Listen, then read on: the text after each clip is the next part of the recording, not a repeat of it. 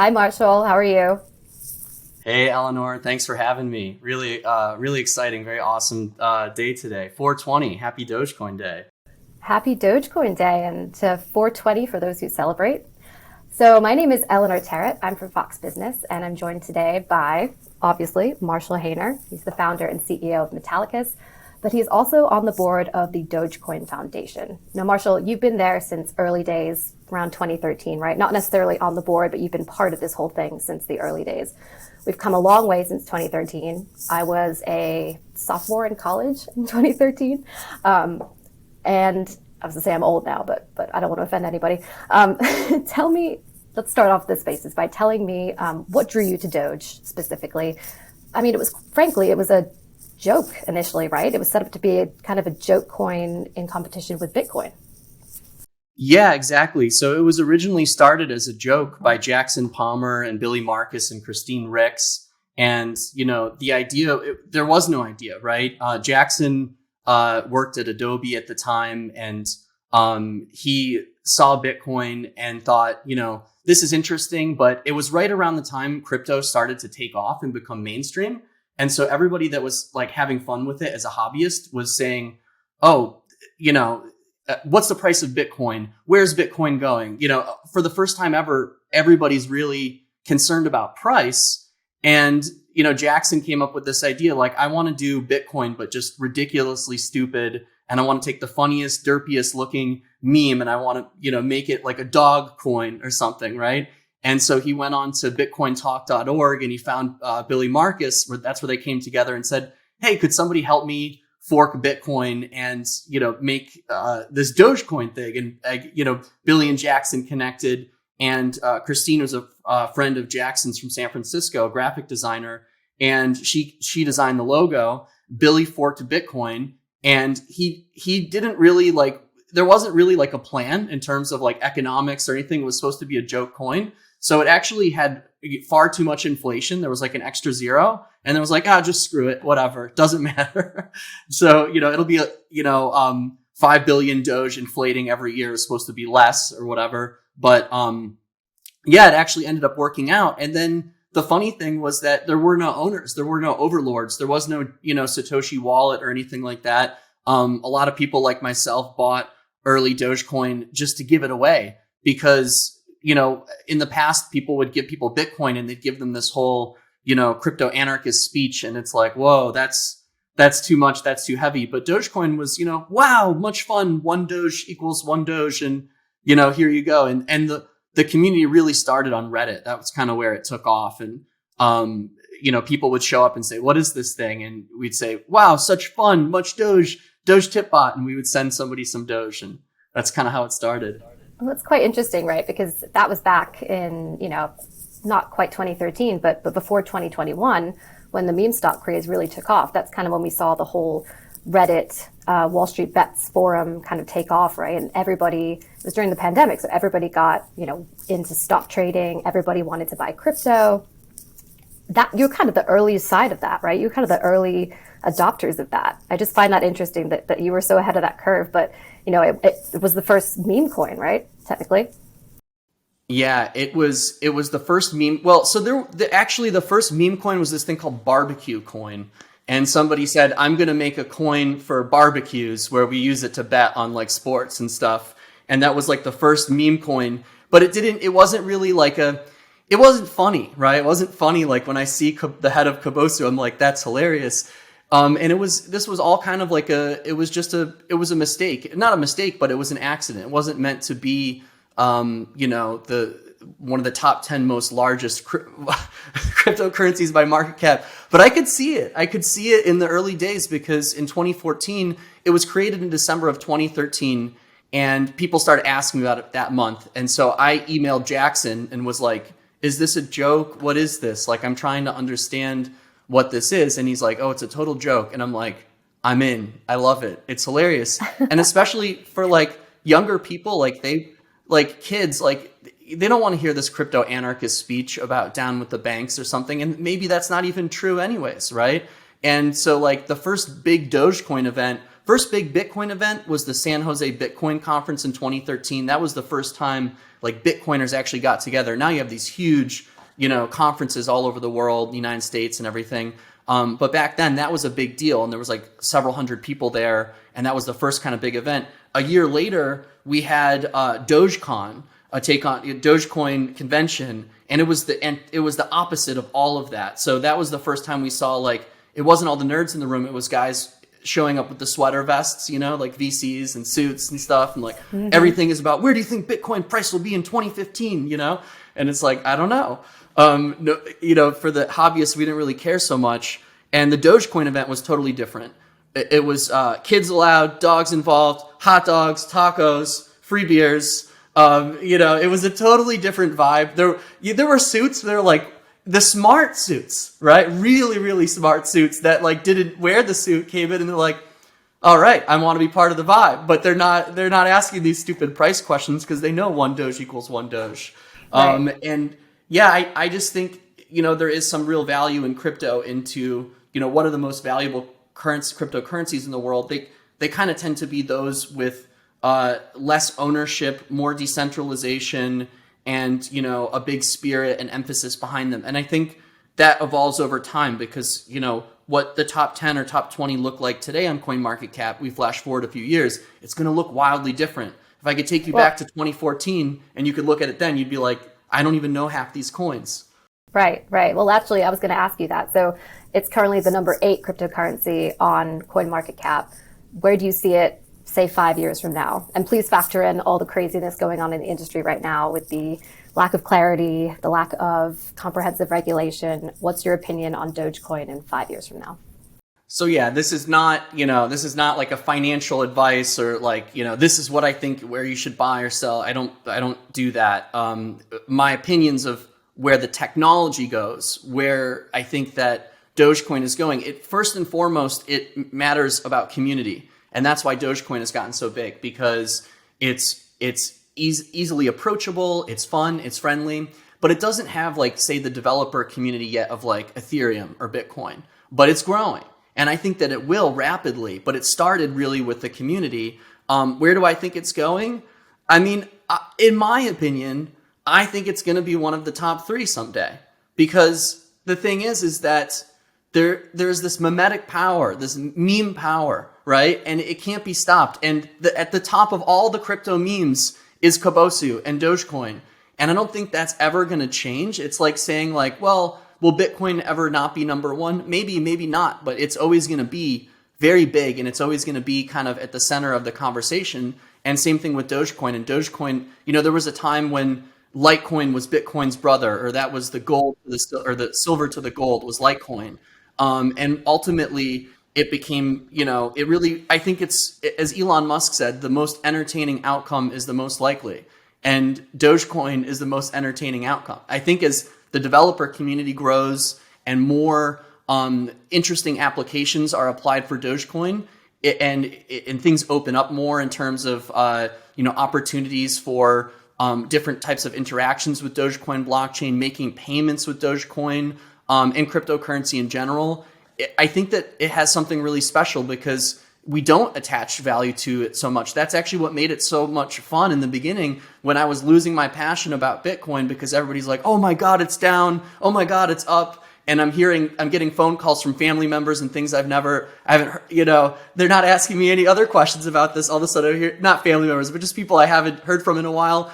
I want to be like, here's some Doge, have fun, because that's always been my message, which is like, if you want to invest in something, invest in yourself, learn about this technology, and by doing that, you're going to find far more value long-term than trying to day trade or things like that. And you'll learn how to program, you'll learn about cryptocurrency, you'll learn about how money is created, not only from the cryptocurrency perspective, but most people go down the whole central bank and fiat perspective and start to ask questions, what is quantitative easing? What are these things? But unfortunately, we don't usually learn them in school unless you go into like a finance degree or economics or something. And so Dogecoin made it fun. And I think it's great for the future of America, the future of the world. If there was something that was fun to teach kids about money, that's going to be awesome, right? And I think that that's what's happening.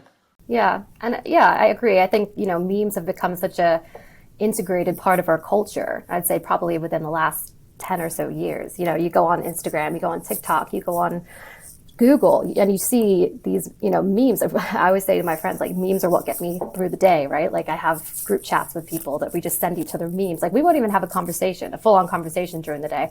We'll just send each other relatable memes. So, I mean, I think you really harnessed kind of the appetite out there for this kind of content. In that vein, I mean, it always helps. You talked about community, and that's a big part of obviously the crypto space in general.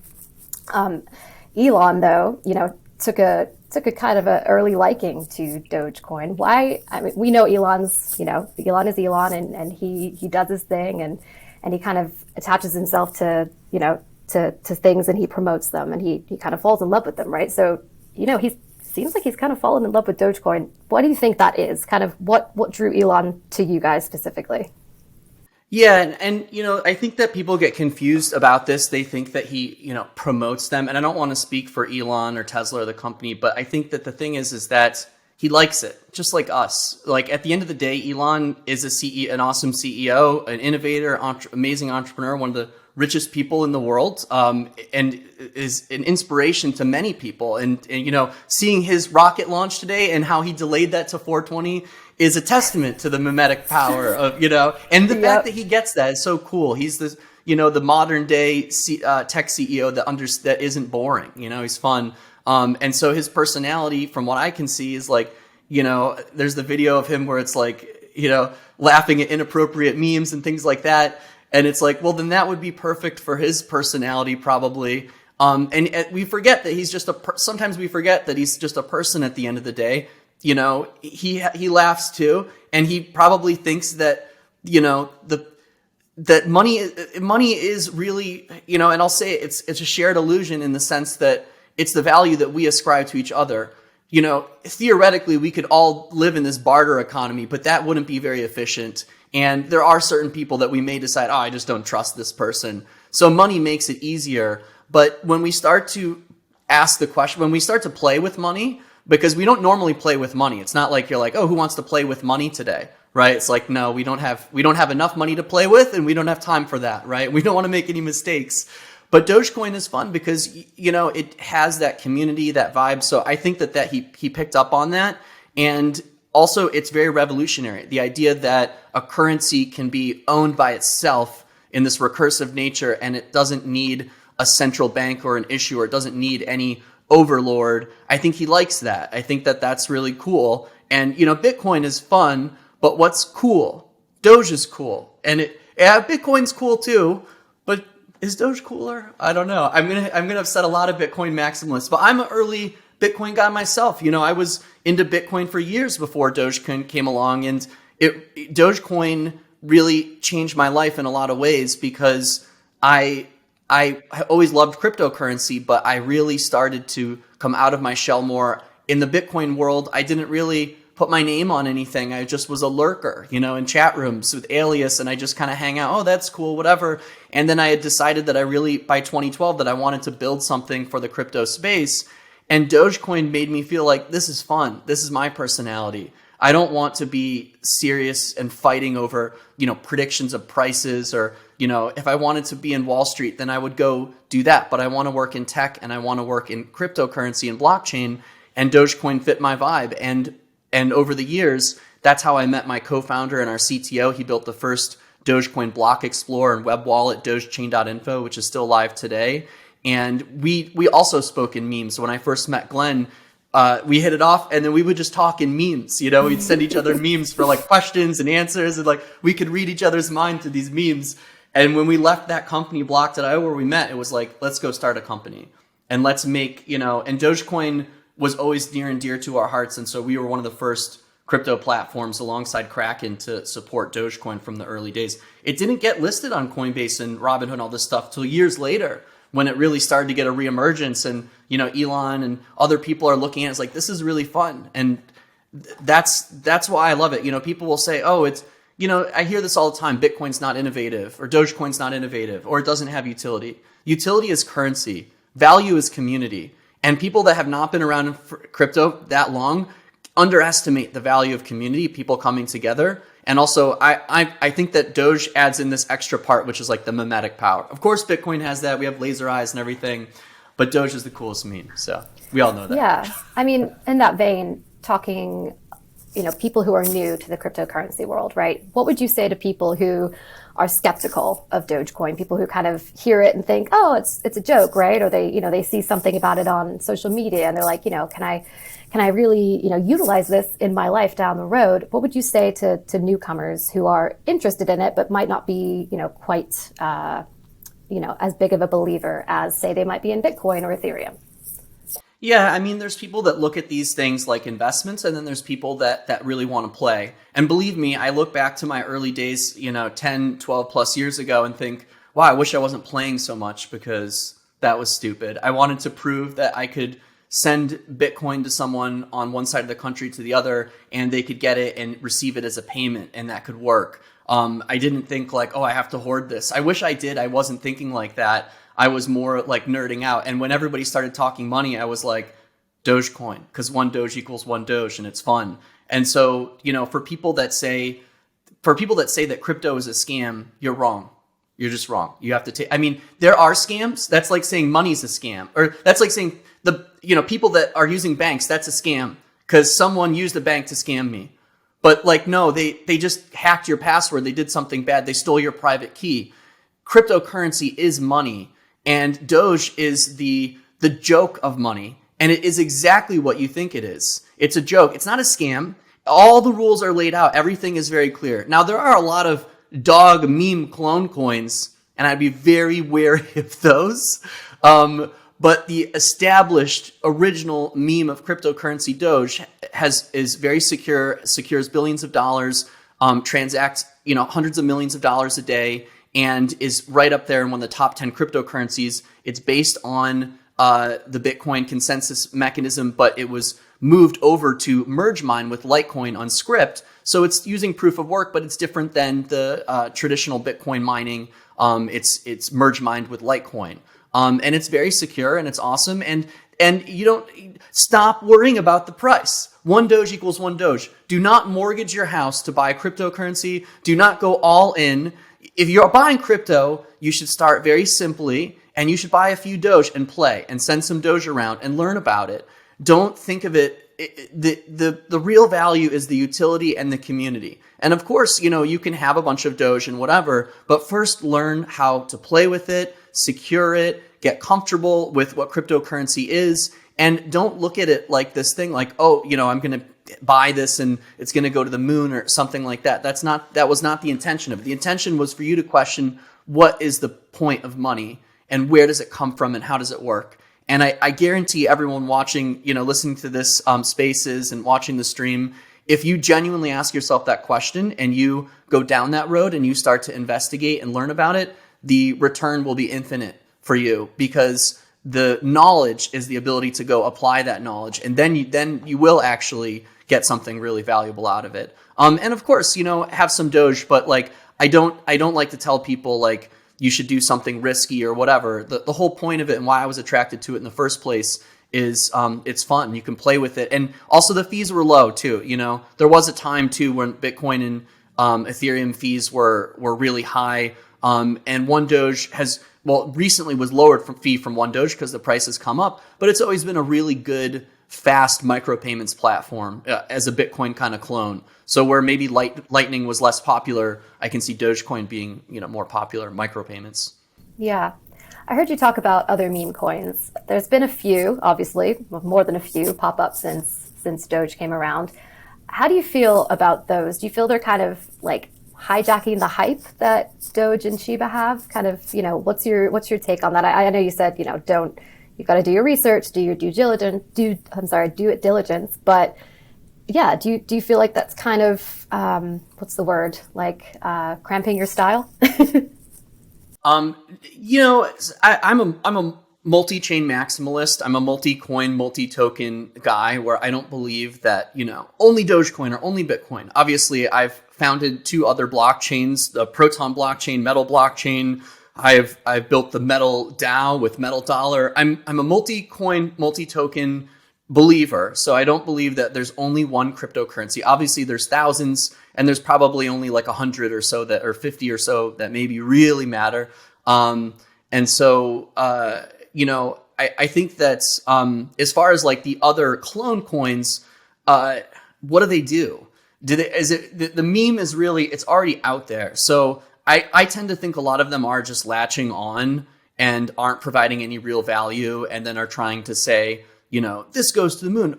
The AMM is locked in the liquidity pools and everything. It's like, you know what? Who doesn't say that? Dogecoin. We don't say that about Dogecoin. We say one Doge equals one Doge. And everything else that's kind of come after that is kind of a clone and a copy. Pepe coin has gotten very popular recently. But you'll see, you go to the website, it's all talking about liquidity locked. And, I see all these, they all follow the same formula. I saw a TikToker that he's like, I don't know anything about crypto. And today I created a coin called Scam, Safe Community Automated Money. And he's like, and now it's worth all this money. It's crazy. It's like, yeah, those are, it's not really good. I think that if you're going to create a meme coin, you really, it really should be, I think in general, meme coins are fun. They're cool, but there's one original meme coin, and I don't mess with other meme coins. I don't see any really much point in them. I think people speculate on them, but everything else is kind of like a clone at this point. I think what's cooler is maybe some coins or blockchains that have their own memes. But if your sole purpose is a meme, we already have that. It's Dogecoin. It's been done. Yeah, that's right. Everything else is a copy. Yeah. So I want to get into kind of the decentralized stuff, but first, my kind of, I guess, area of expertise, I do cover this a lot for Fox Business, is the regulation side of everything. And, we saw a lot going on in that vein this week. We saw Gary Gensler go up on the Hill to testify in front of the House Financial Services Committee on Tuesday, and not really give very many concrete answers. And I know the community, the industry as a whole is pretty used to this by now. I think a lot of people would say it's frustrating, but how badly do you think that the U.S.'s attitude is going to, specifically from, an SEC, kind of CFTC, OCC, that turf war that's going on? Nobody can seem to decide, who should regulate and what constitutes a digital asset. What is it? How is it classified? How is that going to, have an impact on the industry in the next couple of years? And I want to say Doge specifically, because I feel, Gary Gensler has obviously not given his position on anything but Bitcoin, right? He said Bitcoin is most likely a commodity. Hasn't really given his recent opinion anyway on Ethereum. I would have to say, given the kind of the meme angle of it, Gensler might say Dogecoin is a security. So what do you say to that, and kind of just speak to, Dogecoin operating in this kind of crazy environment we're in right now? Yeah, and per the Securities Exchange Act, a security is classified as an asset that is a financial asset that has future expectation of gain. It has a centralized entity. So take like Howie, for example, and I'm not a securities lawyer, but this is just my knowledge of it. The case of Howie, where he sold oranges for an orange grove that didn't exist to raise money or something. None of these factors exist in Dogecoin, nor have they ever existed. When you talk to Jackson and Billy, Billy bought a used Honda Civic. Jackson, literally threw parties with it in San Francisco, but there was like very little, and it was mined by him. Like, we're talking like small amounts of money. There's no Satoshi wallet. There's no Genesis wallet. There's no like centralized entity behind it. At this point, I think that Dogecoin, if anything, proves to be more decentralized than other cryptocurrencies because of its joke status. People didn't take it seriously in the beginning to try and take control of it. And then when it got so big, it was already too late. There was no owner. There was no ruler. And I just can't say that about the other top cryptos. They do have these rulers. They do have these kind of owners. But at the same time, they are also decentralized in many ways too. And there's different shades and levels of decentralization. So I think that and Dogecoin, for those that don't know, is a fork of Bitcoin.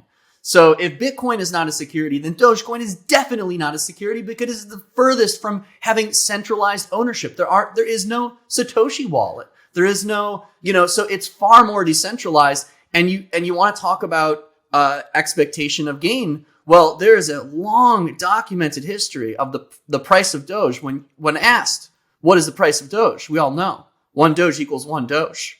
It's not about price and never was. And that's what attracted me to it in the first place when I was tired of hearing people talk about price. So Dogecoin is like the furthest thing from, if Bitcoin is approved by the SEC, the only reason they didn't say Dogecoin yet is because I don't think it was top 10 status when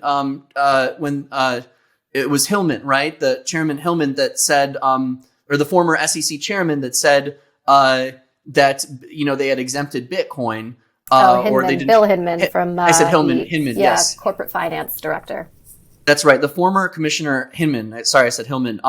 He said Bitcoin does not appear to be a security. It wasn't a formal memo. It was just a comment. But they've kind of the community has latched onto that. Well, Dogecoin was not top 10 at that time. It was like number 30 or something like that. And now it really is getting, for Dogecoin to become number 3 on CoinMarketCap, that's not improbable at this point. That's not like, it's like, oh, that'll never happen. That could absolutely happen. And now we can see that.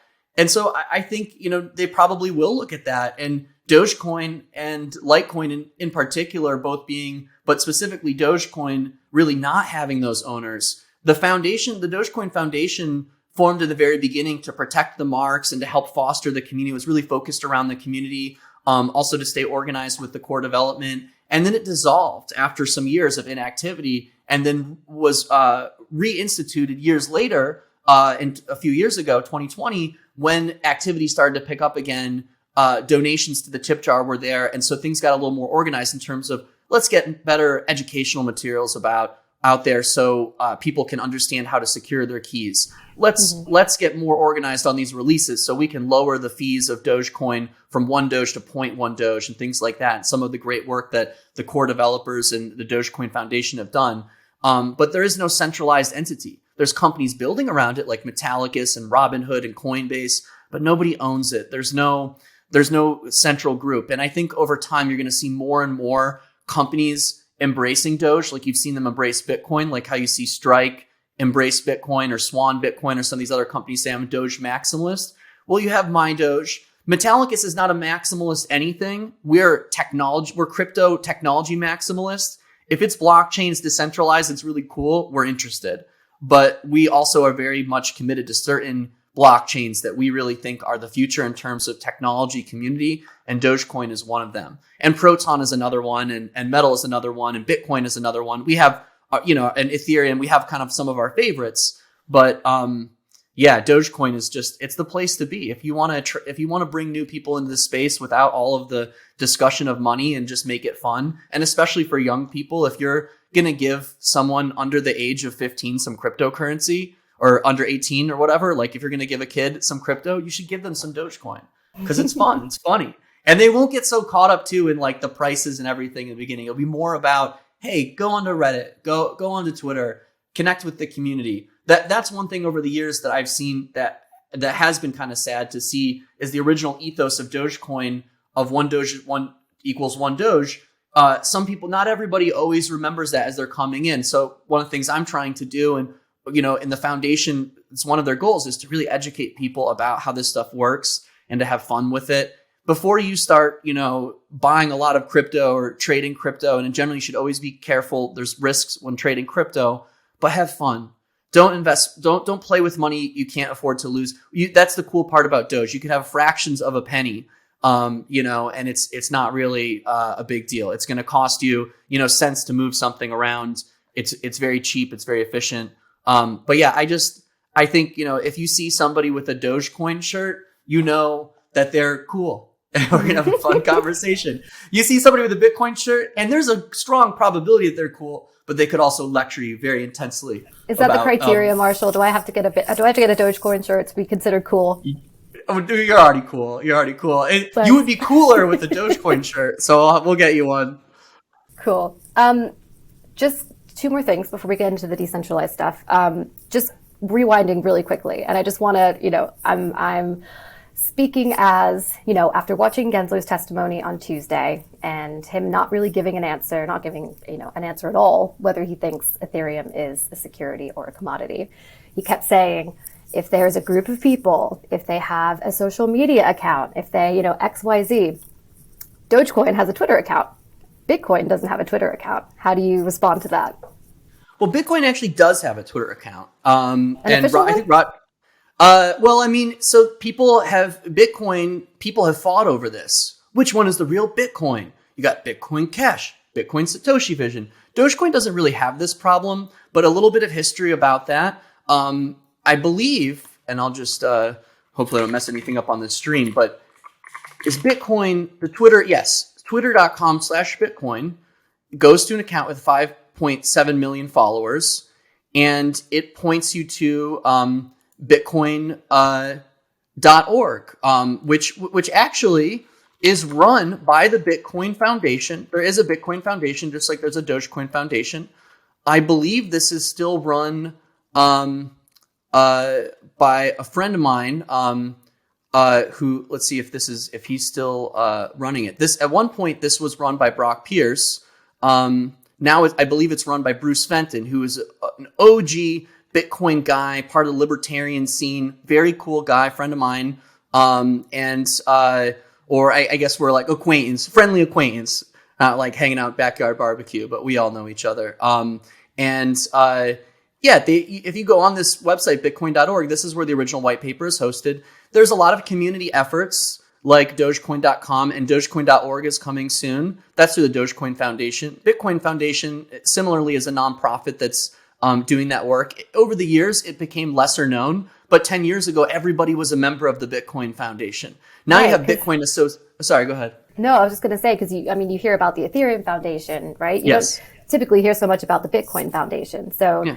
just It exists, though. Yeah, no. And you know what I think is confusing now? I mean, I think everybody knows this. Everybody who had a verified check mark, before they started paying for it, disappeared today, right? Bitcoin here, 5.7 million followers, doesn't have any kind of check mark. But I wonder if that's, like how that's going to play out. My check mark went away. I don't know. I'm a little. I don't think it ever.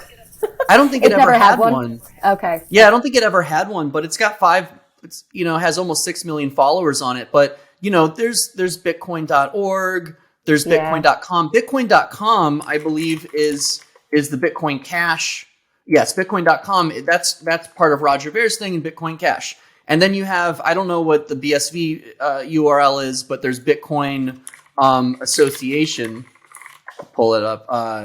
There's BitcoinAssociation.net. I don't know. They got net.net. There's that. I think that Craig is full of it, and I don't think he's actually Satoshi. I think I've given. There's plenty of stuff on record where I've said what I think is involved with Satoshi. He's an early guy, whatever. But there's one Bitcoin. There's one true Bitcoin, and that is the longest chain. In crypto, we say is the longest chain wins. Bitcoin, the original POW Bitcoin, what you see number one on CoinGecko and CoinMarketCap, that's the original. That's the original Bitcoin. You know where I'm going with the question, though, right? I mean, just that, is an argument of the SEC's. Like, they have a social media account. They have people that you can reach that, kind of work for this entity. I think that, it's, Gary Gensler would say, well, then it's not decentralized. But there's an argument there that it's a community-driven thing, right? Sorry, someone rang my doorbell while you were talking, and it cut off, so I only heard the last half of what you said. You said it's a community-driven thing. Yeah, I'm just saying, like the point I was making with the social media thing, like it's, I would imagine the SEC would say, if it's got a social media account, if it's got, people who quote unquote like work for the foundation associated with it, is that decentralized? It sounds like, something Gary Gensler has said before, but the point I was making, to your point, it's community driven, right? I mean, it's not just, one person running this account, it's community, and that's what Doge is about as well. Yeah, and my thoughts on that are it's vague and it's nebulous, and that's why we had this congressional testimony to ask for clarity, because even though you can apply the 1933 Securities Exchange Act in various cases again, to create more framework, or what they call enforcement by regulation by enforcement. First of all, that is not a friendly thing to do if you want to allow an industry to survive, is to do regulation by enforcement, and that's its own issue. But at the same time, the question of decentralization is, if you were to take away an entity, would it survive? And in the case of Dogecoin, you can take away any of them. And you can and anybody who's building on it, you can remove them from this scenario, and it does survive. And there are core developers inside and outside of the foundation. The foundation just happens to be a more organized structure that's trying to support Dogecoin from the nonprofit perspective. And there are companies like Metallicus that are integrating Dogecoin into our apps, and we're trying to service the community. But that's an open, permissionless system that no one needs permission to connect to access. And so you have all these different groups around it that are building on it, but that's what builds decentralization. So, the statement of if there was anything to grab onto, well, certainly you could grab onto someone building on top of Dogecoin, but that doesn't mean that they own it. And over time, many blockchains have proved that there isn't really someone that owns it. In the beginning, and then at the same time, there are also many blockchains that are firmly captured that don't, I won't name any, but there are some that, so I don't know if you lost me there. Can you hear me? No, I got you. Hello? Yep, I got you, Marshall. You got me? Okay, cool. Yeah. So there are some, they're very persistent in ringing my doorbell. No one else is here to get it. What did you do? Sorry, did you say something? I said, What did you do? No, it's the security people here to do something. Yeah, that's the ADT. So basically, there are entities building on these things, but that doesn't mean that they own it. There are cryptocurrencies out there that have, for example, admin keys or things that really do give them full control of the chain to do, whatever they want. But oh boy, I almost have to go in airplane mode. I just get so many phone calls and things. It's hard to do in spaces. I put mine on Do Not Disturb. There we go. Sorry about that. Post-COVID, living at home scenarios. Sorry, guys. So I think that there are these groups that build on top of these things and have centralized companies, but that doesn't mean that a cryptocurrency is not decentralized because you have centralized entities that build on it. That's what builds the decentralization. So if exchanges, if wallets, if different things like that come and go over time, which they do, whether it's Bitcoin or it's Dogecoin or Ethereum, then that's how decentralization is built. If there is something that requires a centralized entity to control this chain, to make decisions on behalf of it, then there is kind of a problem. And that's kind of the emergence of DAOs and things like that are starting to form more. In the world of Bitcoin, there is no really DAO. In the world of Dogecoin, there are some people working on DAOs and things like that. And I think there are in Bitcoin too. I know there's some stuff in Blockstack and stuff like that. But in general, I think that what we're witnessing is the beginning of a fight, between the SEC and the CFTC, who owns cryptocurrency digital asset spot markets. It's clear that the CFTC owns the futures markets, but who owns the spot markets? In my opinion, it would make sense that the CFTC would also own the spot markets. It would be unprecedented, I guess, in that sense, but it wouldn't make sense for the Department of Agriculture, who traditionally regulates commodities, to regulate digital assets because they're so different than traditional commodities. So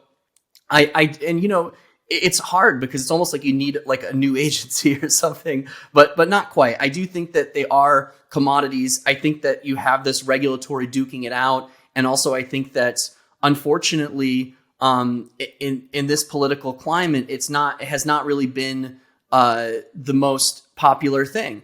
When there's the introduction of CBDC during a high time of inflation, having an option to exit the system.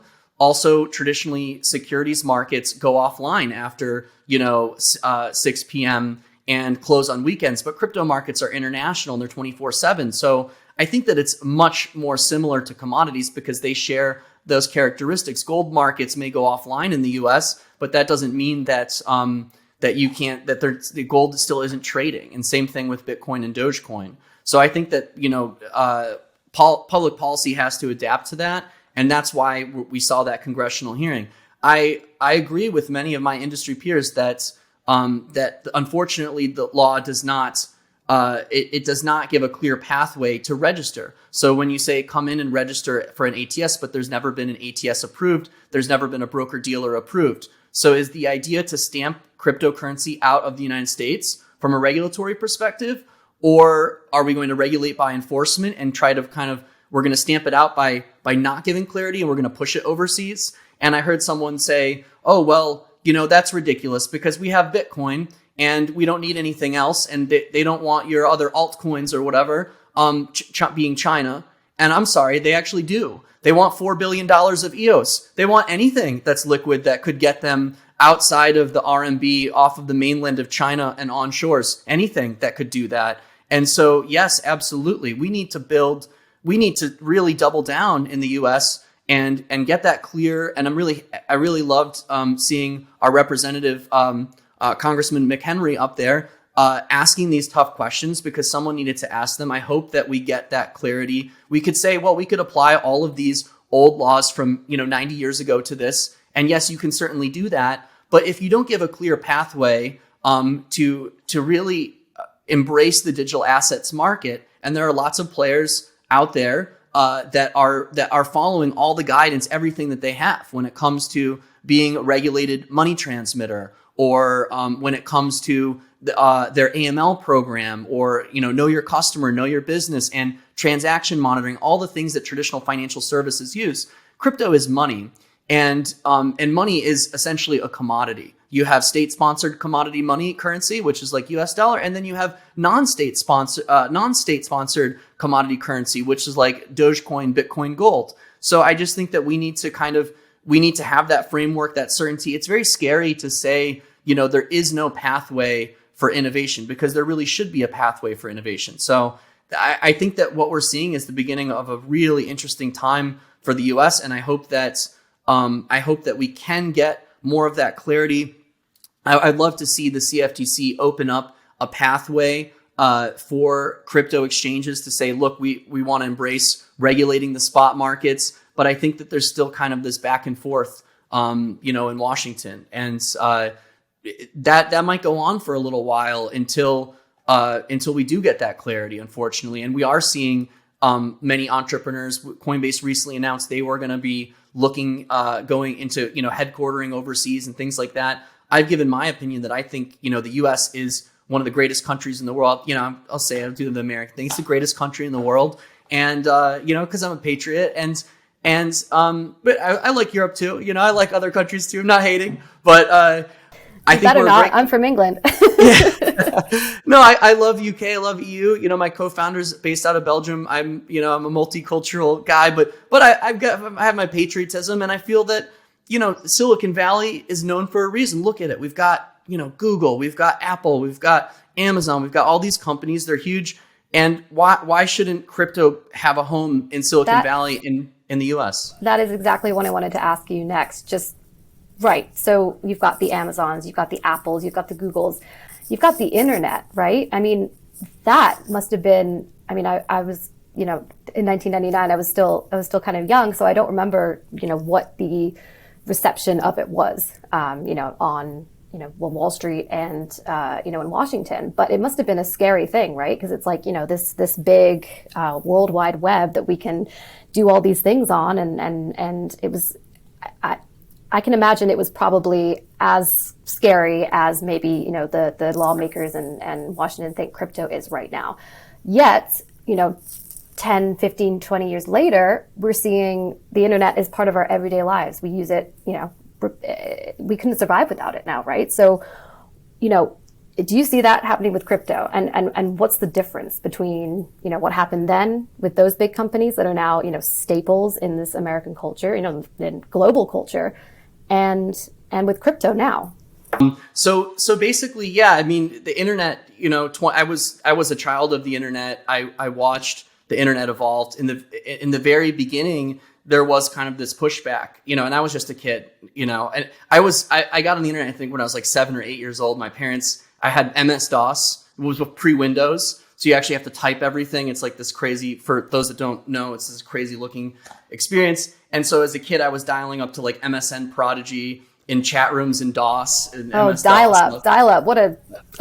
Terrible. And we're talking the early, like first V1 dial-up, And so I witnessed the whole birth of the internet, from that to AOL to, AOL, everybody's broken out of AOL, from dial-up to cable internet and to all of that. And in the beginning, if you remember like a movie, Sandra Bullock in The Net, I think it was like 1995. I was like 11 years old, and it's like, she's like, hold on, let me order a pizza. And it's like dialing up and the modem sounds. Like 5 minutes later, it's like, I'm ordering the pizza. The website's loading so slow. And everybody's like, oh my God, that's amazing. We could order a pizza. And I actually made a video about this when I started the company, when I started Metallicus. I said, nobody thought we could order a pizza over the internet. And then, 20 years later, look how far we've come. And now I order a pizza like multiple times, like at least once per week over DoorDash or something. I don't even call anyone anymore. I just like tap a few buttons, Apple Pay, Face ID. I don't type out any credit cards or anything. And you think about like where crypto's going, it really is going, it's going in that direction where it's like when people saw crypto 10 years ago, it maybe didn't look like much. Flash forward a few years, and that was maybe the first few years of the internet, didn't look like much. Flash forward a few years, crypto is starting to look really interesting. You've got smart contracts, you have ideas of digital identity, you have stable coins, you have decentralized finance, you have NFTs, and you could say, oh, well, all these things are a problem. You're trying to solve a problem that doesn't exist. But, the big problems solved with blockchain hasn't been done yet, and that's like internet in 1995, right? We were on the cusp of it. We knew email was going to be big. We knew certain things were going to be big. We saw Sandra Bullock order a pizza. But if you could think like 30 years into the future, 28 years in the future, whatever, like what would it look like? It's like, I'm ordering it from my watch. Right. Like that's where we're going. And then with cryptocurrency, the future, I heard, previous congressional testimony, they said, well, I tried to send a stable coin. It was expensive. Well, meanwhile, there are certain blockchains like Proton. I could send a 1/1000th of a penny for no gas fee. So the early blockchains that have, and Dogecoin has gas fees, it's low compared to Bitcoin, but each blockchain, different blockchains will have different use cases, will solve different problems. So in the future, I think a lot of these systems are going to be integrated. A lot of the interesting things that are happening now in IoT and artificial intelligence and stuff like that, it's all going to tie together. And I think that that blockchain is that decentralized ledger that ties humans and machines together and keeps them honest. And, if you think about like the evolution of currency from us trading like the king's coin for seashells to the king's coin to, only merchants can have coins to people can have coins to coins are now digital, right? And that was kind of the rise of digital banking to you're telling me there's something other than dollars. And now we will have our own official United States central bank digital currency, digital dollar. First, we're going to get the Fed now this summer in a few months, and then we're going to have the US CBDC. China already has its CBDC. Many other countries are like the European Central Bank, ECB, are piloting their CBDC. What money looks like us now in 2023 is going to look radically different in 2033. And the commodity currencies are going to be the fully decentralized, non-state sponsored systems. And they, in some ways, keep the world in check in terms of, if your country is banning Dogecoin, is banning Bitcoin, well, then there's a problem, isn't there? Isn't there a problem of corruption? And, let's look at the countries that have banned Bitcoin, China, Russia, and then watch, they always go back on it and say, you know what, Russia decides now we are going to do Bitcoin, but only for the government, not for the people. Free countries allow people to buy Dogecoin. And if we lose that in the United States, then we are truly losing freedoms. We are losing the American ideal that we have that ability. And I think when did we go off the gold standard? There was a point at which there was 70s. Right. There was a point at which you couldn't own gold bullion. the government is going to come to your house and confiscate it, which is like the craziest thing. But imagine today if they said, okay, we're going to send someone to your house. They're going to get all your Bitcoin and your Dogecoin. That will never happen again because they're not going to it's not going to happen that way. People were worried about it, like close to 100 years ago, in the 40s, 50s, there was a time, where you couldn't own gold and now you can. And I think into the future, this idea of digital gold, it's passing beyond this idea of like, I have to have a large safe or something to hold it. It can be in this string of numbers. Now, maybe you don't want to hold that in your dresser drawer or in your home safe, but that's where multi-sig comes in and smart contracts come in, all this cool technology. And in the future, you will be owning your own keys, but maybe you just own a portion of them and you need to use other certain decentralized systems to authorize them. So in the very beginning, we have the Diffie, what they call the Diffie-Hellman public-private key pair. You've got your Dogecoin public key and your Dogecoin private key, and they're paired together. And if I give you my public key, you can send me some Doge, right? But in the future, you have blockchains like Proton, for example. You can have as many keys as you want. You can have keys with different levels of permissions and things like that. So each blockchain has its own flavors, and they'll evolve over time. And I think that digital ownership is really the future. And the next step is going to be digital identity, where we can start to, without exposing all of our personal information, attest on chain certain things. So I can sign something with a Dogecoin or a Proton or a Bitcoin address, and I use that to log in. I use that to log into services. It connects to my bank. It connects to my identity.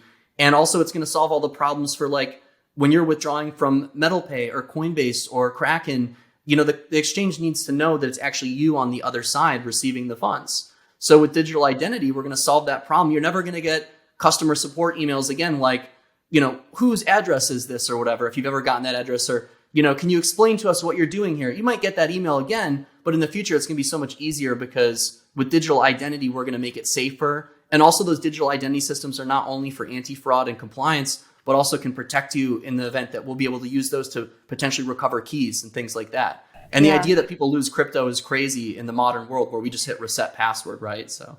Right. And speaking of KYC and all that kind of stuff, that's obviously a big kind of topic of conversation right now. I mean, I would imagine there'd be some way in the future to, do KYC through biometrics or your thumbprint or something like that. We incorporate that way of identification on the blockchain. So, like you said, there's not proof of address, and it's kind of more digital. I think that's a cool development that might happen down the line. But I want to talk to you about the keys, right? So let's talk about self-custody. It's a big topic right now. Since the bank collapses we saw last month, right? We had the trifecta: Silvergate, Signature, Silicon Valley Bank. And frankly, it was sort of, I guess, a mini 2008. But despite the bailouts and everything, I think people are still a little bit concerned about their money being custodied on, centralized exchanges. We saw what happened with FTX. And then banks as well. So, in this environment now, tell me about the importance of self-custody and just the potential pitfalls of centralized exchanges and centralization.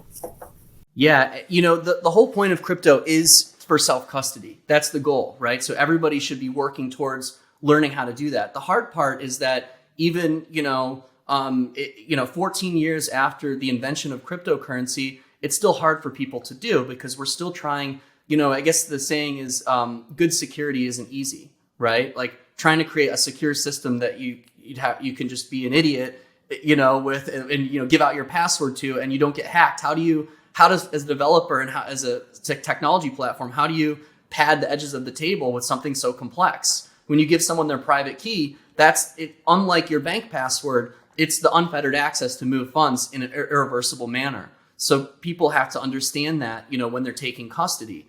But the goal is for everyone to have custody because then we decentralize the ownership. There's no longer this idea that there's just one entity that holds on to our funds, or, we get these paper slips that say I own so much. But as we learned, and this happens when there's a bank collapse, that you don't actually own that money. It's been lent out. And so in the case of FTX, that's exactly what they did. Unfortunately, they didn't follow the rules and they played the regulatory arbitrage game. They went overseas where they said, no one's going to look over here or whatever, I guess they thought. And And that didn't work out for them. And it was unethical and it was wrong what they did. They recreated a system of the past in a more unregulated environment. And they really created something very bad for crypto because, in my opinion, Sam was this young guy, very smart. And everybody said, look, he's the wonderkind genius. And yes, he's very smart, but is he ethical? Does he have values? That's where we've gotten away in banking and technology. We've put the values behind us, unfortunately. And I've seen that in cryptocurrency. And a big part of my message too, and something that it was near and dear to my heart with Dogecoin, is there are values here. If you go to dogecoin.com and you read about the foundation's values, you'll see that we have strong values. Crypto needs to reestablish its values. We need to self-police. I think that part of the problem is that the exchange industry didn't focus on decentralization. They focused on walled garden because, it's a business. But at the same time, we want to build with values and the ethos of decentralization. And I started to build a centralized exchange many years ago at Metallicus, and we scrapped it because we realized, what are we doing? Why are we rebuilding centralized systems? Banks, you'll have banks, and you'll have banks that are crypto-friendly banks, and you'll have technology platforms and crypto platforms. And at some point in the future, they're going to start to play more and more nice as the technology gets more evolved, cybersecurity tools, digital identity, all this stuff gets better. Banks and financial technology companies can get more comfortable with it. And that's what we're building at Metallicus. But I've also always believed that, hey, we need decentralized exchange. Decentralized exchange, DEX, doesn't mean it's a free-for-all where, you're going to be trading with North Korean hackers. There's no identity. You lose your money and some hacker sends it straight to the DEX to try and do. That's not cool. We can have decentralized systems that give transparency and accountability. Proof of reserves, the crypto proof of reserves was only in one half of the story. And I said this before, when everybody proved, I own this much coin. Well, that doesn't matter. We need to know how much you owe of that coin to your customers. Yeah, you got $1 billion, but do you owe 10? Because that's a problem, because then you are only 10% collateralized, right? And the second you say that, FTX has billions, but we owe 10 billion. It's right. Like, okay, everybody's going to run for the door, right? Everybody's going to withdraw because they don't want to be the last one holding the potato. And so I think, at the end of the day, we need to have regulatory clarity. We need to have values in this space. But we also want to build back towards the original crypto ethos, which is decentralization.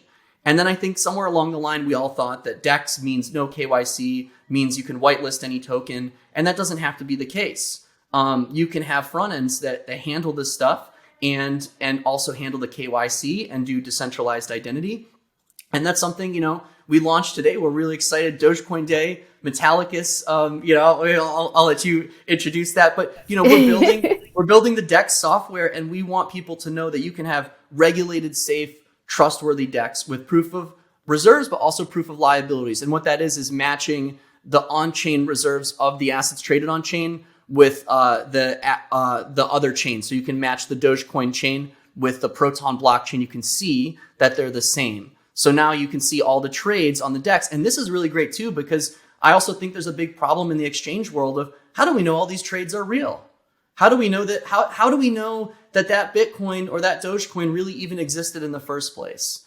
And this was an issue that's come up recently in a CFTC complaint against Binance. We've seen this with FTX. FTX was actually just straight up wiring the money to Alameda to play with, and then FTX would credit them the dollars, the fake dollars and that don't exist, and then hope that nobody withdraws enough to make it collapse. And that's problematic. That's why we need to move towards DEX. The problem that has existed in DEX is that until Proton DEX and Such DEX, we haven't had systems that are decentralized but also have the identity built in. And then also the connection to fiat too. Because at the end of the day, if you're interacting with like Uniswap or some other platform, you're going to go to MetalPay, you're going to go to Coinbase to cash in or cash out. You need some ramp to the traditional world, to your bank. And so Metallicus has really built a lot of that technology. We're doubling down on the decentralization. Metallicus doesn't own any one coin. We don't control it. We just participate in these things, and we want to be core builders. We want to be, at the center doing this stuff. But the coolest part, what makes it so valuable, is that we don't own it, and that no one does own Dogecoin or Bitcoin or Proton. It's owned by the network. And I think over time we're going to see more and more people realizing, oh, we can have our cake and eat it too. We can be compliant, and we can also have decentralized exchanges that don't just list any scam token or, some token that, that promises some financial gain that can't actually be backed up or whatever. Those are problems, right?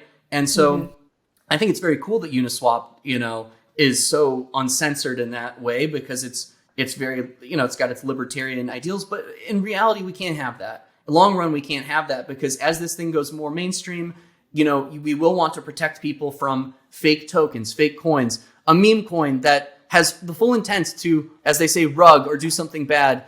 We don't want that. We want to, in the digital asset service provider world, we want to look at these different types of assets, and we want to make sure that they are decentralized in commodities. And that's why most good platforms, most regulated platforms have what they call KYT. So if you've heard of KYC, KYT is know your token. In the same way that an exchange looks at a person or a business, know your customer or know your business, there's also KYT, know your token.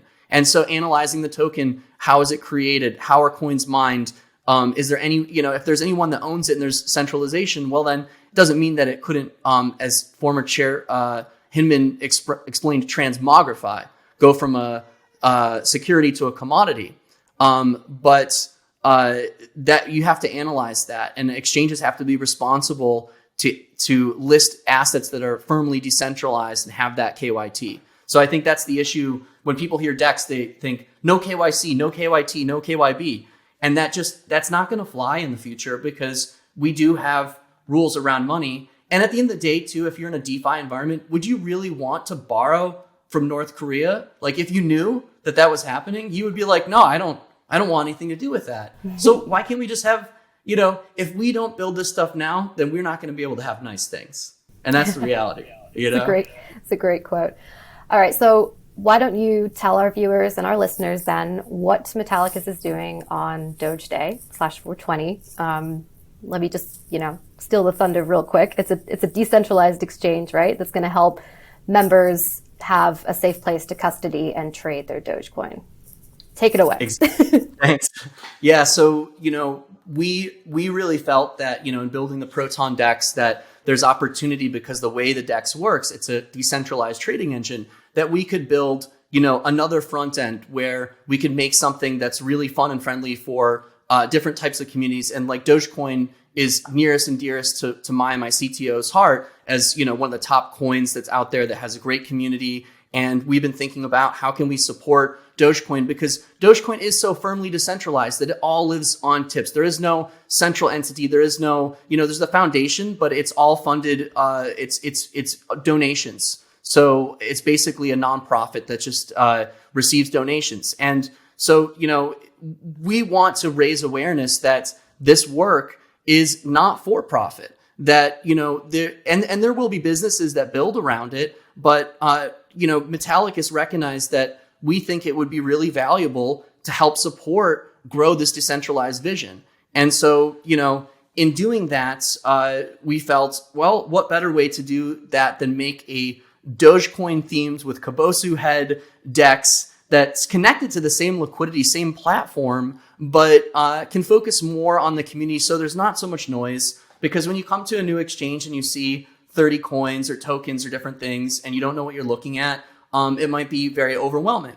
And in the spirit of what we're calling Such DEX, introducing suchdex.com, it's just a Dogecoin themed decentralized exchange with Know Your Customer that's AML compliant, with fiat ramps, and every trade that you make on the Such DEX, 50% or a portion of those of the trading fee is donated to the Dogecoin Foundation to further foster development. And it's my goal as the CEO of Metallicus, but also as a member of the Dogecoin Foundation board. I want to see other companies embody those values, right? And so why shouldn't we? Why is Metallicus the only one doing this? I want to challenge the other exchange operators to do the same. And we put out a little release today talking about this, but the Dogecoin values, we want to put open source first over profits. Yes, of course, we have our businesses, we have our things that we're doing that, that's how we live. And we get our salaries and we work at different companies that do different things around cryptocurrency. But at the same time, let's not forget the spirit of this open ethos and open development, and how is that done in a decentralized manner. It really is about the community coming together around those values. Let's put the research and the open source technology on GitHub. Let's engage the discussion with regulators, with technologists. How do we make this better? How do we make it better for your platform? How do we firmly understand what types of classifications there are for digital assets, so technology companies and the world, the United States as a whole, can recognize that and say, okay, I know that Bitcoin is a commodity. I know that Dogecoin is a commodity. I think that's really important. And so with Such DEX, the vision is really simple. Dogecoin themed exchange, all Doge pairs. When you trade on Such DEX, you are basically helping fund core development work. And, we hope this turns into a theme, and other crypto companies out there start doing the same. And maybe it's not even just for Dogecoin. Maybe it's for Bitcoin. Maybe it's for other cryptocurrencies, because I think that that's really, and I'm willing to bet that it might spark a movement, right? Where people start thinking about that and saying, you know what? Let's start to donate some of the trading fees. Let's start to donate some of our revenues in this thing. We took these open source technologies, we built businesses around them, using payments, using trading, different things like that. And, why shouldn't we return something back as a donation to these open source technologies, to these developers? It doesn't have to go to any one company or entity. You have, in the case of Dogecoin, core developers who are all around the world, who, not part of the foundation. They're just writing code, and they should get part of those tips, right? And I think that you do have these nonprofit groups like Foundation, or I guess, you do have the Bitcoin Foundation, there's the Bitcoin Association, all these Ethereum Foundation.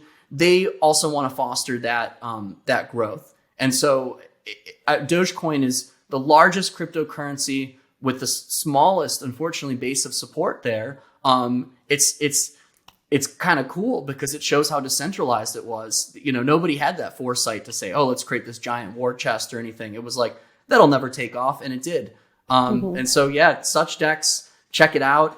It's really cool. It's very secure in the sense that when you trade, you're using our proprietary technology at Metallicus, the Web Auth wallet. So it uses web authentication in your browser to sign all the transactions. You can link that to your Face ID, your Touch ID, your Trezor, Ledger, YubiKey. And really, that's like the vision that we're set out here is to get everyone to get comfortable with this, have more transparent trading. And when you're done using the Doge DEX, we ask that you unwrap and go and store your Dogecoin, whether it's preferably cold wallet or hardware wallet, take it offline. And by doing that, we further enhance the decentralization. We remove the concentrated risk. 25% of all Dogecoin is on Robinhood. I love Robinhood, but I want to see more decentralization in the custody. And if we all start to learn how to do the custody, we actually get even more value out of that, because now our technology value is growing. We're going to teach other people how to do that, and it's going to empower them. And there's going to be less FTX and Celsius scenarios because people don't need exchanges anymore when they understand how to secure their own crypto. But we need to make it easy. And we also want to have a push towards more decentralized exchanges. And prior to this, Dogecoin didn't really have a DEX. This is the first Dogecoin-focused DEX. It's using another blockchain, Proton, to do it because Dogecoin, as a fork of Bitcoin, doesn't have everything we quite need yet to do that. But I would love someday to see it have its own smart contracts and things. But, there's a lot of debate about that in the community. And, right now, Dogecoin works just fine as proof of work. So, I'm not saying anything about that. But we expect that over time, every blockchain's technology gets better and better. So this was just kind of, I call it layer 3, because you have layer 2, which is like Lightning, you build on top of it. And then layer 3 is like use a different system to scale another blockchain. And that's what we did with Such DEX. Cool. So say I'm a new Dogecoin, if I'm new to the Dogecoin community, is this an app I can download on my phone? Yeah, so you can get the Web Auth wallet. The wallet is what allows you to interact with the DEX. So if you go to webauth.com or go to proton.org, you can find the wallet, the Web Auth wallet, and you can download that for Android and iOS. You can also just create an account in the web. where you'll create your own account. In either scenario, you're going to get your seed phrase like you do with most crypto wallets. And you can download it or you don't have to download it. And that's what's really cool about WebAuth. We use web authentication in your browser to create the entropy and the seed, and it actually uses your the secure enclave, because most people don't know that your iPhone, your Android is actually in fact a hardware wallet. It has a dedicated chip just for cryptographic signing that doesn't connect to the web. But we just haven't really used it until more recently with WebAuth, and we wrote those web authentication libraries. So yeah, if you download the WebAuth client, that's what you'll need to access it, but you don't have to download it. You go to suchdex.com and you can buy fiat, you can buy crypto Dogecoin, but you can also buy USDC, USDT, TUSD, USDP, all the popular stable coins and MetalPay. You can buy them on other platforms too, like Coinbase, Kraken, etc., Paxos.com. And then you can deposit any stable coin, any of the popular stable coins that I just mentioned, into metaldollar.com. It's linked from Doge DEX, and that creates XMD, which is the USD pairing. So on the Such DEX, it doesn't, the first pair is just XMD, which is just the pooled liquidity of all the stable coins. But we will add other pairs, and we may add, pure stablecoin pairs like USDC, BTC, ETH. The idea is to have a decentralized exchange that's just purely Doge liquidity, purely Doge pairs. And I'd love to see fintech firms and companies that are building on Dogecoin plug into that too, because it's really great to have an exchange that never goes offline. If you're building some sort of fintech software, if you're the next MetalPay or Revolut or Cash App, and you want to add trading in your app, Proton is definitely a cool place to be. And Such DEX is, the Doge focused version of that. But yeah, never going offline is really valuable in the world of fintech, because telling your customers, oh, you can't trade from, Saturday afternoon for 4 hours. It's like that really sucks. And you might consider using another app. So DEX is really cool because it, if the blockchain goes offline, if any blockchain ever shuts down, and we've seen some do that recently, where, hold on, let me go restart the blockchain. That might not be a blockchain, right? You have to plug it back in. So that's the cool part about DEX is there's no plugging it back in. There's no downtime maintenance. The smart contract on the chain will just continue to run. Cool. Well, I know we have some people watching on the live stream on YouTube. I know we're doing our spaces as well, but is there any way you could share your screen? Do you have any examples you could show for the live stream? Yeah, absolutely. Cool. Yeah, just give me a moment here and I will. I just want to see what it looks like. Yeah, absolutely. It's really cool. Give me a second here and I will share my screen. Sure. So how long did it take you guys to come up with it, I guess, but how long has it taken you to develop it? Yeah, so we launched this, see if I got this right here. We launched the Proton DEX a few months before we thought we were going to be ready to launch it. Let's see, can you see my screen now? It's loading. Yep, I can see it. Cool. Yeah, so Metallicus started work on this last year, and it took us about a year to get there, more or less, to launch the DEX. And you can find that at protondex.com. Excuse me, that's the bigger exchange where it has more pairs and asset listings. And on suchdex.com, the focus is Dogecoin trading. But we were thinking, it's intimidating, right? We want to be able to have something that's welcoming for the Dogecoin community without all these other coins on it. And of course, you don't see Proton on here, but that eventually can be there, but it's got to be a Doge pair. It's got to be Doge against Proton, Doge against Bitcoin.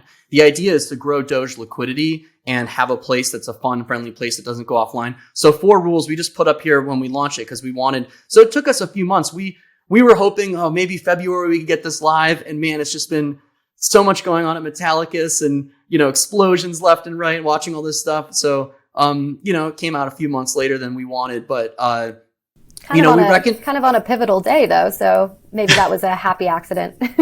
The most entertaining outcome is the most likely. So it was funny because we were getting closer and closer. It's like, I think that we should launch it on Dogecoin Day.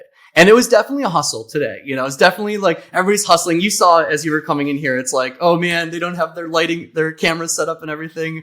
We're trying to get everything down to the hour. But yeah, 4 major points for the Such DEX. Protect Dogecoin ethos. Use use a DEX, avoid centralized entities. And we say specifically on here, when you're done trading, you want to unwrap. So you wrap your Doge to create the asset on the Such DEX to trade, but unwrap and bring it back to my Doge, bring it back to your, Dogecoin wallet, after you're done trading. Number 2, support Dogecoin development. We have, I saw companies reporting their entire earnings was around Dogecoin. Q4, Robinhood, all of their 90% of their crypto earnings are Dogecoin. Well, not trying to point fingers, but like, what about the open source development? Let's kick something, let's donate something back. I really wish that we'd see more of that. So we're trying to kick that off at Metallicus. Support the Dogecoin development. If you're building services in and around Dogecoin, you should definitely help support the core devs. It's really important. And there is no big centralized organization or anything like that. Dogecoin Foundation is a organization that sits on the side that is trying to support Dogecoin development, but we're not hyper funded. We don't have some huge corporate backer. There is no centralized entity, so we rely on tips. And what better way to grow that than creating a vibe in the crypto space that you should be doing this if you're building exchange software. Embrace decentralization. The third point is, we should be focused on these decentralized systems. We should be moving away from the FTX. We should be moving away from the Celsius. Last year was the year that we discovered we recreate these systems without proper regulation. Even with proper regulation, it's still not going to be what crypto can really be. Why should we recreate these boring old centralized systems? We should really give people true custody. So DEX, the idea behind DEX is it never goes offline. It's always there. It's always online. You can see the coins go back into your wallet. You can match the wrapped Doge against the Doge on the Dogecoin blockchain and see that they're collateralized one-to-one. You don't have to take anyone's word for it. And then also, number 4, most importantly, price of Doge doesn't matter. 1 Doge equals 1 Doge. We know at some point, everybody's probably going to sell some of their crypto. And so this is a place you can come and do it in this decentralized manner. Doesn't use the Dogecoin blockchain proper yet to do that, but maybe someday it could with the technological advancements in and around Bitcoin and Dogecoin. So yeah, I'll just show you, what it kind of looks like. It's really cool. Like it basically has the capability. So the chart is still pretty young. It's only been live for I guess like an hour or so. But let's say I want to log in. I'll show you what this looks like. Now I've got a YubiKey plugged into my computer, but if I had like a MacBook Pro with a touch sensor, I'm on my phone, that works too. Face ID, Touch ID. So I'm just going to use my browser. I'm logged into Chrome. It's going to ask me to authorize. I'm going to authorize my account. Now I'm logged in. Now you can see it says my name, Marshall Hayner. That's verified on the blockchain.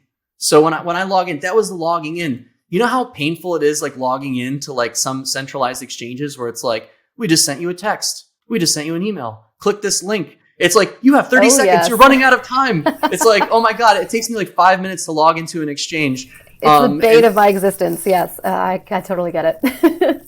Exactly. And so, and it's fully customizable. You can see I'm kind of like changing some stuff here. I'll switch to simple view, just make it a little bit easier. But yeah, like let's say I wanted to buy, $69 of Doge, right? And 42 cents, 420 cents.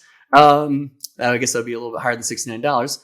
So I go and put in the amount I want to buy. I'm logged in. That was the login. So like, you're not going to spend minutes logging. It's really, really nice. And if you need to change your private key, you can do that. That's really cool too. You can also add other users to your private key. You can also make your private key ownership multi-sig too.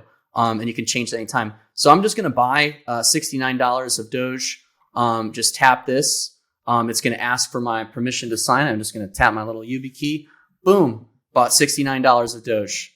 That was all on chain. I can see the order history right here. 69.42. It was that easy. Let's say I wanted to, it's trading pretty low. Let's say, if it was at 8 cents, I'll buy $10,000 at 8 cents. So, set a limit order. I mean, maybe now I was going to go that hard. Let's call it 100, There we go. Yeah. But if you wanted to do a larger order, you could, or as small as $1, right? and it's all on chain. So I'm going to hit a limit order. I'm going to buy it. If it were to hit 8 cents, and you can also do like take profit or stop loss if it goes below 8 cents, sell, market sell, etc. I'm going to much buy, tap this, and it's like the coolest exchange. Where's the much buy button on Coinbase? I don't know. Get to work, Brian. Yeah, but that's it. So I just place, and I can see I've got my open orders here. I can tap that, and I can see, okay, if it hit 8 cents, I'm gonna buy $100, right? Yeah, and it's really cool. You can see the orders real time, all on chain. Ethos of donating back to the core devs. I love to live in a time when every platform, every CeFi crypto platform out there, or CeFi or DeFi, is donating to the projects that they're trading and interacting with, that they're supporting them. Some of them, maybe they don't need support because they have, hyper mega VC funding or something like that. But many of them don't. And there's a lot of cool indie devs and people building stuff out there. They need support. And also when it comes to the core technology, when this thing gets to billions of dollars or hundreds of billions of dollars or even over $1 trillion, do you want all of this work to be completely volunteer, that there is no tip jar, that there is no way that core devs could get bounties and things like that? We should be donating to them because, if we want crypto to grow, we need to build more and more scalable systems, more secure systems. And I think Elon said it, he wanted to see, Dogecoin evolve to do faster transactions and things. Well, that's going to take some work. And, we want to donate to these open source devs to help them do that work. And, and that's true decentralization. You don't have a centralized entity. You have people coming from all over that are, you're tapping the collective super giga genius brain from around the world because you're not only in San Francisco. Now you're, in Brussels, you're in Tokyo, you're in, all over the world. People are contributing that knowledge, and there should be community support for that. And I think that we've really started to realize that in the US, especially lately, is like, hey, what's more important right now? What's most important is thinking about how we're going to support the devs. No matter what direction we go, we want to keep crypto in the US, right? So no matter what direction we go, we got to support our devs. It's like at the end of the day, it's like your car won't drive without gas. Devs are going to need some of your support. You should make a donation to the Dogecoin Foundation. You should even make a donation to the Bitcoin Foundation if you like Bitcoin. And there's other groups too that are doing it, but support the open source dev. And we've gotten away from that and in crypto. And as we've gotten away from that, now we're seeing the consequence of that. And the platforms that were so-called, they called themselves DeFi, like a Celsius, but they weren't. They weren't DeFi protocols. They were CeFi protocols that took people's money and went to DeFi protocols to try and figure out how they could get the best rate plus a fee. And you could see why it has securities issues and why it has these other issues. We should just learn how to use our own DeFi, and we should embrace it. And crypto as a whole, the whole space should be embracing on-chain technology, using these blockchains for what they're meant for, because otherwise we actually create far worse systems. And this has been one of the biggest criticisms of crypto is, are we innovating or are we just creating problems by, saying we're innovating and we don't actually use these chains' actual core technology for the everyday purposes and uses? We're actually, giving up our custody and our ownership. Such DEX is a message to the community that you should take that ownership back. And, I wish that Proton and Dogecoin could talk to each other, so I didn't even have to tell you to unwrap it. But I'm going to tell you right when you hit the front of the page, unwrap it when you're not using it and put it offline. Put it in cold storage. Use your Trezor, your Ledger, print out your private key and keep multiple copies. And it's the most amazing, valuable technology you've ever seen. I mean, some people, this is crazy, but some people could do it. You could even memorize your mnemonic, your seed phrase. This is going overboard for most people. But the idea that the money could live in your brain, wow, that's pretty cool. Most people are not going to memorize their seed phrase, but the fact that you could do that is just so cool in my mind.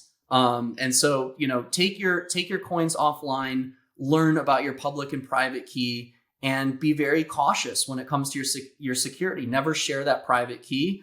And and then you have true ownership of crypto. And that's when people were asking what's the technological revolution of cryptocurrency, I think it was asked in the hearing the other day, it came up. The innovation is ownership, self-sovereignty, autonomous systems that create commodity type currencies where you can own them and you don't need any central intermediary.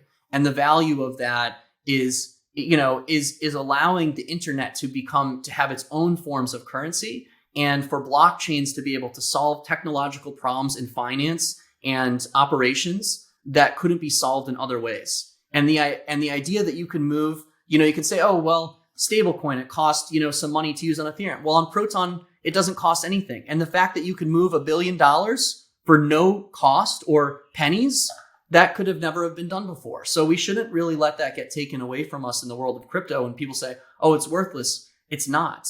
It's incredibly valuable. And the first use is payments, and it expands out from there. And Dogecoin is a great, fun way to pay someone, pay for a small cup of coffee, and it will spark the curiosity in their mind of, what is this? Because when people get Bitcoin, they're like, oh, you either, bind the philosophy of this kind of idea, or you don't, or maybe it's just purely about making money, or someone told you this is cool. But Dogecoin really makes people think like, wow, such fun, much Doge. It's like, it's funny, it's a meme, it's a joke. It wasn't meant to be taken so seriously. And when you stop taking money so seriously, we can then kind of let our guard down to start to play with it more and learn about it. And I think everybody learning about how not only cryptocurrency works, but how fiat money works is going to be one of the most valuable things you can do in your lifetime. Because many people will die without ever even knowing these things. And being able to know them is the true wealth and the true power. And the more people that discover this funny dog coin are the more people that are going to truly ask that question. I'm sure people will do it with Bitcoin, Proton, other things, but the dog really makes you think. Is this a joke? Yeah, it is. This is really cool, Marshall. I do just want to say I do have to run. Thank you so much, guys, for letting me, host this and to talk to you, Marshall. It's been really fascinating. And thank you to the Metallicus team as well. And I think you're going to be in their very capable hands to have more of your questions answered. But yeah, happy Doge Day, y'all. Happy 420 and good luck with everything. And I'll see you guys on Twitter. Cheers. Thank you so much, Eleanor. It's great having you on. And thanks for coming today.